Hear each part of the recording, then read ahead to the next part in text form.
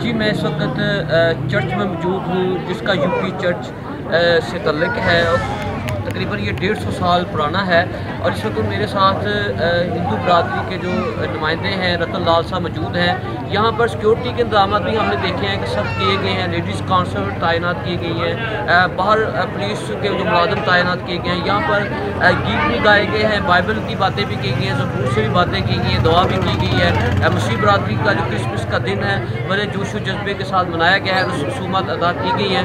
इस वक्त मेरे साथ रतन लाल साहब हैं, इनसे पूछते हैं कि इनके जज्बात क्या है इस दिन का। बड़े अच्छे अंदाज में अदा की है, इस वाले साहब बताइए। बरादरी का तल्लुक़ है, क्रिसमस का दिन मनाया गया की गई है।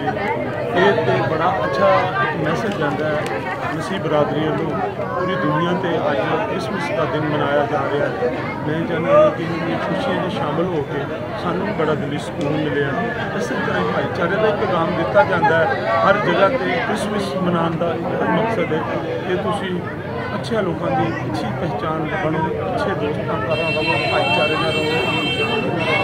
और गवर्नमेंट पाकिस्तान बड़ा अच्छा ताउन करती है, पीड़िता हमेशा करती रही है, अगर नालों बेहतर कर रही है। तो मैं चाहता मैं इस खुशी के मौके पर एक होर भी मैसेज देना चाहना कि जोड़ा कश्मीरियों से नहत्ता जुर्म हो रहा, उन्होंने ज्यादती जुल्म हो रहा, वो नहीं होना चाहिए। इस तरह उन्होंने भी आज़ाद होना चाहिए भी अपने मजहबी दिन त्योहार खुशियां आज़ादी ना रहन। तो एक अच्छा मैसेज जाएगा। मैं पूरी दुनिया से दसना चाहना वा एक ज़िला नारोवाल तो एक मैसेज जाए पूरी दुनिया से कि इस तरह भाईचारे ना रहना चाहिए। सारे कोई धर्म नहीं सिखाता जुल्म और ज्यादती, तो जरा कश्मीरियों के जुल्म और ज्यादती हो रही है उन्होंने खास ख्याल रखा जाना चाहिए। मैं करारदादा के मुताबिक आज़ादी होनी चाहिए। ये अज क्रिसमस का दिन मनाया गया। मेरे लोग गेट पार क्रिसमस और नया साल एडवांस मुबारक। किसी बरादरी किसी